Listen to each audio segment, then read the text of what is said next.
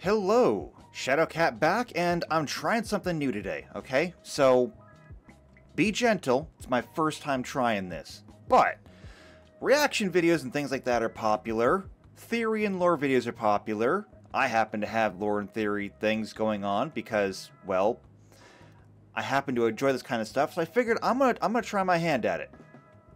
Try my paw at it? Either way, I'm taking my shot. So, here's what it is. If you haven't seen it before, there's a show on YouTube called Helluva. It's made by Beelzejuice, and it's really good. That's about all I'm going to say about it there. You should go watch it yourself, assuming, of course, that, number one, you're old enough to, because it is very, very adult-themed, and number two, you are, at least a mature adult. Because, like, if you're one of those weak-willed people who are going to get offended at things, yeah, you're going to have a bad time. So, those are kind of the two criteria. Number one, be an adult, and number two, be an adult. Okay? So if you can match those two things, go watch it. Now, it is a cartoon, so if you don't like cartoons, then, I can't help you with that one. That's personal preference. That's up to you. But, anyway, go watch it. Now, on to the theory part of this. So they just released a brand new episode. A brand new old episode. It's actually one that's kind of been in hell for the last 2 years. Because Beelzejuice has aspirations, and unfortunately she's also very naive. Because the last episode they decided they were going to work with Kesha. That's K-E$HA. Okay, very popular music artist. And Beelzejuice learned the hard way that you don't work with people who have dollar signs in their name. It doesn't end well. Regardless, though, they did it. It's been in legal hell for 2 years, but it finally came out, and it finally introduced us to one of a brand new demon prince. The brand new demon princess of gluttony, Beelzebub. And that was actually kind of interesting because I didn't believe it when I first saw it. I'm just like, okay, demon prince? I don't know. But it's been officially confirmed it is Beelzebub.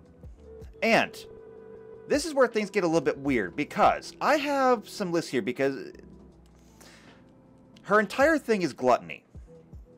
However, which demon prince reigns over which sin is a little bit open to interpretation.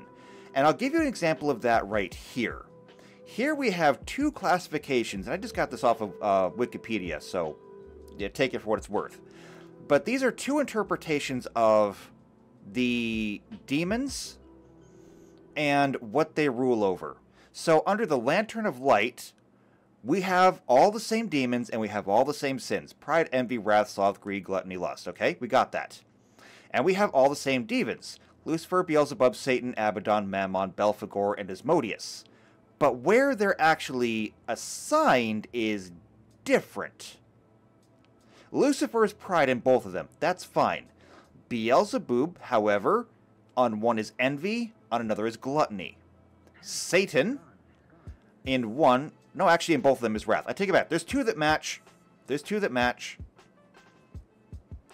Let's see. Abaddon is sloth in one. Lust... no, not lust.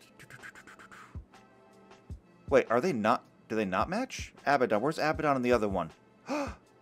Wait. Who do we have on the other side instead of Abaddon? Abaddon... Mammon's in both... Yeah, Mammon's in both of them. Mammon is greed in both of them, apparently. Abaddon... There's no Abaddon over there. There's a Belphegor in both of them. There's a Satan in both of them. Leviathan... Asmodeus... Why? What am I not seeing here? Anyway, it doesn't matter. It really doesn't. Point is... we've got a list here, and it's a different list than what we see. It looks like they're Vivziepop is not using this Lantern of Light as a resource document because none of these match. And this is kind of the first thing that I stumbled across, where it says Belphegor was gluttony. That's why I didn't believe it at first, but it's been confirmed that Beelzebub is in fact gluttony, which means that we're using these Binsfield classifications. Which makes sense. We've already seen Asmodeus. Asmodeus is the owner, the proprietor of Ozzy's, which is a lustful lounge. We have already seen Mammon in pictures. Mammon is on all the money. So, if Mammon is all the money, greed fits. Beelzebub being gluttony also works. So, we've got lots of different confirmations that she is the Demon Prince, S, and she covers gluttony. That's good. We've got a nice foundation there. Now, getting into the actual episode itself. Her character is kinda not really all that important, to be honest. Great character, by the way, and me personally, I actually do enjoy the design. A lot of people out there don't. I can't explain it. I like it, though. A little bit weird, but I can dig it. And the real importance here, and the thing that really got me thinking, was the song. And the song, you know what I should have had pulled up here? I should have had the lyrics pulled up. See, this is not a professional operation. I told you. This is my first time doing this. I'm still trying to figure out exactly everything I need. So I'm going to look up the lyrics here because, yeah. And this is not the right song. Who knew there'd be two of them? So we'll have to be a little bit more specific. Here we go. So, now that I got the lyrics up, a couple of things to keep in mind. Number one is, many times during the song, she makes reference to, or she repeats one particular line. And that is, I'm what you want, not what you need. And that's important because that's the key element of gluttony. Gluttony is excess. Excess of anything. Except not doing anything, because that's sloth. But gluttony is just the excess of everything. And while this does seem kind of obvious, it is very, very important to what we're going to be discussing later. In her case, it is excessive consumption. Excessive food, excessive drugs, excessive alcohol, just everything to excess. But this does have ties to other things, because that's kind of the entire theme of literally all the different sins. Pride is not necessarily a bad thing. You are allowed to be proud of things you do. Excessive pride or unwarranted pride, that's where the sin comes in. It is perfectly fine to be attracted to people. Excessive attraction, especially to the exception of everything else, is where the sin comes in. It's also fine to take some time off, but if you never do anything or you're just plain lazy, excessive laziness, that is sloth. It's the excess here that we want to focus on. And so she goes through her song, and by the way, it's a wonderful song. It's a total earworm. I have listened to it no less than 30 times already, and the episode came out like 3 days ago. Eventually, however, she goes through all the people, and she says, "You hungry? Take a bite." During that scene, there's somebody who's got a taco. She makes a giant taco. A little bit jealous because I want a giant taco. Two people having drinks. She supersizes the drinks. And somebody's even got a bowl of punch. Presumably spiked punch, but, you know, bowl of punch. And she turns it into a swimming pool. Because, again, excess. But then she says something very, very interesting. She says, "Your queen bee brings the sweet stuff. So keep making me that motherfucking honey. And right there, the honey part. That is what we're going to focus on today. Because it ain't honey. It is yellow, but it ain't honey. So here's what we've got from her. We know that she is the demon princess of gluttony, and she has this ability to create things for people to indulge in. She can create food, she can create drink, she can create drugs, she can create just anything she wants, so long as it's indulgent. And that brings me to something that we've actually heard before. Beelzejuice. Now, we've heard of Beelzejuice before. We heard about it in the episode Spring Broken, when we met the character Verosica. Because Verosica is an alcoholic. And it's stated as much the first time we actually see her. Literally, Blitz says that she is clutching onto that Beelzejuice bottle. And she's got a flask. She even pops the flask when he says that she's clutching onto it, and she takes a drink. And what did we see after that? Oh, she had to wipe her mouth. And what did we see dribbling out of her mouth? Oh, a yellow liquid. Ah, connection? Yeah. What did we see inside of Beelzebub's little, whatever you want to call that place? Her beehive, I guess? She has an entire tank underneath that is filled with yellow liquid, and when she challenged Blitz to a drinking contest, she produced 2 beehive-looking, and the word just went out of my head, kegs. 2 beehive-looking kegs. We weren't told what was in them, but we did see it. We saw it when he ripped the tap off and just drank it. It's the same yellow liquid. It's more than likely, and I can't prove it, but that's why this is a theory video, it's more than likely Beelzejuice from her own private supply. Why? Because she makes it. Okay? She's the one who makes it. Beelzejuice is named after her. And I know what you're saying. You're saying, huh, you know, I never thought about that, but in terms of, you know, like, theories, okay, sure. Do you want a cookie? And the answer to that is yes, I want a cookie. But more importantly, I'm not done yet. You're right, that is kind of obvious. If she's Beelzebub, and that's Beelzejuice, she probably makes it. Here's what's going to be really interesting, though. How does she make it? Now, here is where I'm going to take a bit of a break from Helluva Boss, and I want to get into Has-Been Hotel, okay? Now, Has-Been Hotel came out like 10 years ago. It's been out for a long time. And Has-Been Hotel takes place much, much, much further up, where the IMP headquarters, it takes place in the Pride Ring, because that's where all of the sinners are. Sinners, when they go to hell, are not allowed outside of the Pride Ring. And there's a lot of reasons for that, which I will save for another video, because I have another video coming up after this.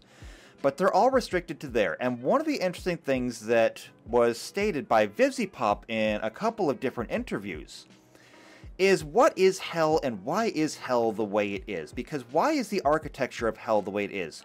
Why do items seem to have eyes in them? Why do buildings seem to have eyes and mouths in them? And what Beelzepop said is actually very simple and very interesting. She said, when a sinner goes to hell, they can live there for as long as they can make it, but they can also die there. It's hell. There is literally nothing in hell that is not, or that is safe. There's other sinners out there, there are demons out there, the actual environment itself is unsafe, and then, once a year, is the annual exorcism, where angels from heaven come down to hell and massacre the sinners to make room for more sinners to come down in the next year. And we see that at the beginning of Hazbin Hotel because they're just picking up the pieces after the last one. And you can even see people on the ground who are picking up the pieces of them. But what she said is actually very interesting because every sinner that goes down to hell has a soul. And she says that when a sinner in hell dies, their energy, their soul, dissipates into hell and becomes part of the environment. Why do all the things in hell seem like they're alive? It's because they kinda are. All of that energy has become part of the environment and has manifested itself as the terrain. It's in buildings, it's in chairs, furniture, clothing, vehicles, it's in everything. That is a very, very important part that we have to keep in mind. And I need you to kind of juggle all these things because they might seem separated, but I'm going to tie them all together in the end, alright? So I already gave you one ball. Beelzebub makes the Beelzejuice, okay? That's one ball. Sinners go to hell, and when sinners die in hell, their energy becomes part of hell. That's another ball, okay? Keep juggling those. We're going to come back to them. The next part, the third part that we need to complete this, is alcohol. Now, most of you out there are familiar with alcohol. Most of us have had a drink at some point in our life, especially if you're watching this video. If you're watching this video, you're probably an adult. You've probably had a drink at some point. If you haven't, one of two things is true. Number one, you're a teetotaler, and you're boring, which is fine because I'm also a teetotaler, and I don't like to drink either. Or you're not old enough to be here, in which case, get out. Go away. This is for adults, okay? The adults are having a conversation. But for the rest of us, we've all had a drink. And what does alcohol generally do? Alcohol generally makes things more fun. It makes a lot of social interactions a lot easier. Why? Because alcohol lowers your inhibitions.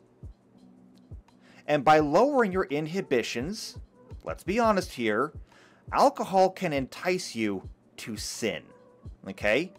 Most stupid things that people do, most things that people regret afterwards, happen under the influence of alcohol. So, we know that alcohol makes it a lot easier to lust after people. It makes it a lot easier to be wrathful towards other people.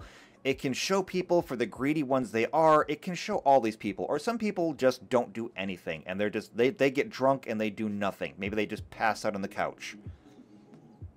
That would be sloth. So alcohol entices people to sin. Alcohol makes people sin. Why is that important? Well, the demon princes of hell are there for a reason. Not just because they rebelled against God and were cast down into hell, but because Lucifer is not the only one who entices people to sin. He's the one that most people think of, but that's what they all do.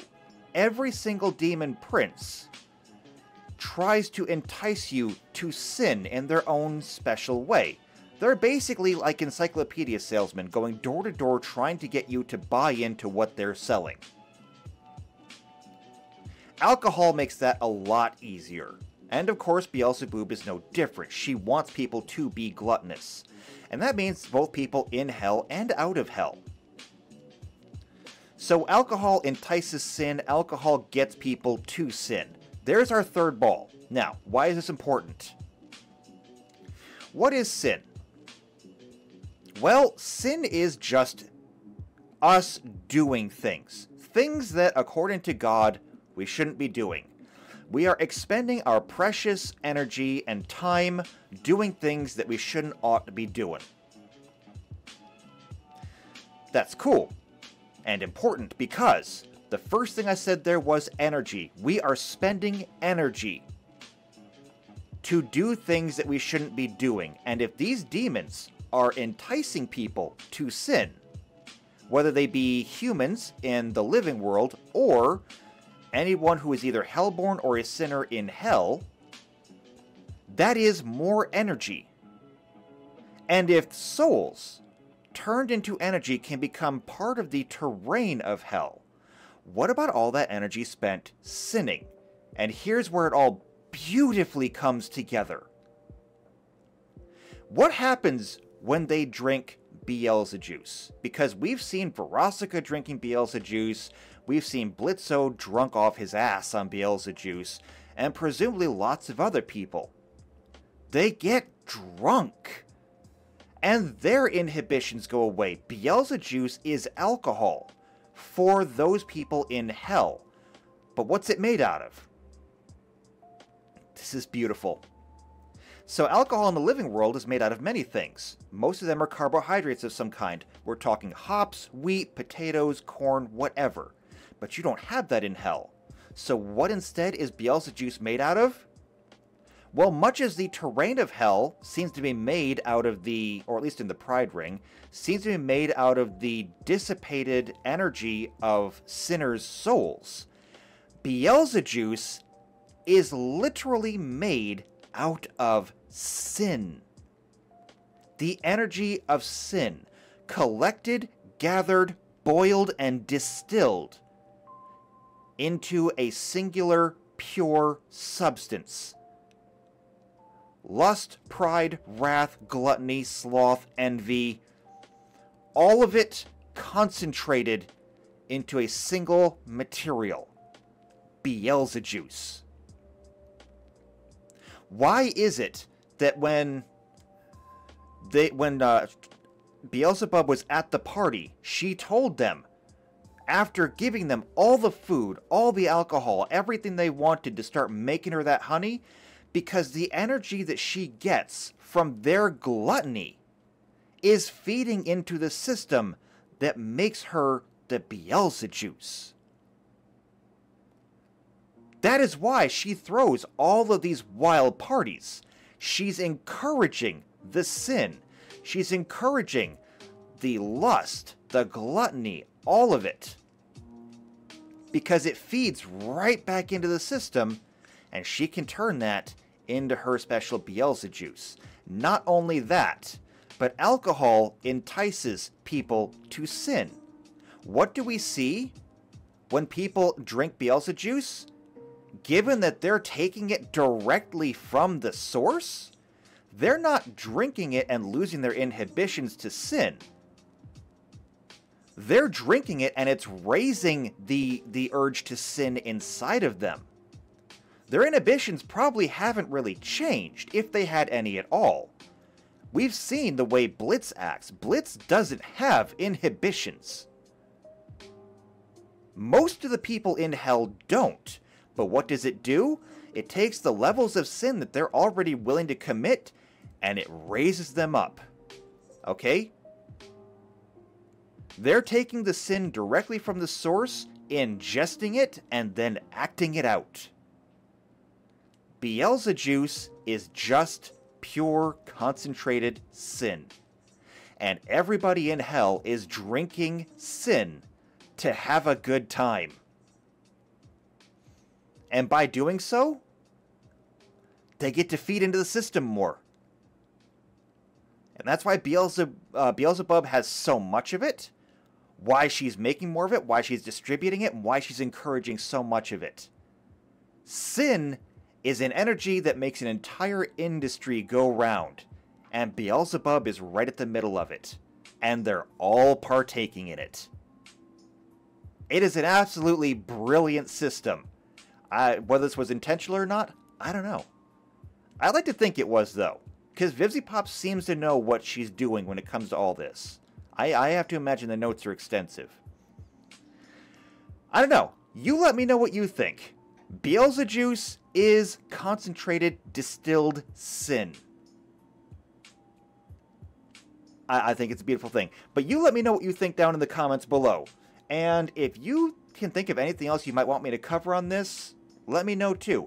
I have another video regarding a lot of the sinners in hell and how the power structure in hell works in the Has-Been Hotel Hello Boss universe.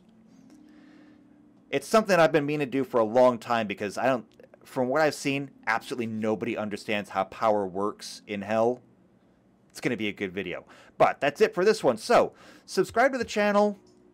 Hit the bell icon if you want to see more videos like this. Share this video out with anyone you think might enjoy it. More importantly, though, if you want to see more videos like this, if you want to hear more lore theory kind of stuff, like the video and tell me in the comments below that you want to see more of this. If you do, then great, I'll make more of them. If not, then, yeah, fine, whatever. But that's it for today, so I will see you next time, whenever I can get another lore video made. And until then, take care.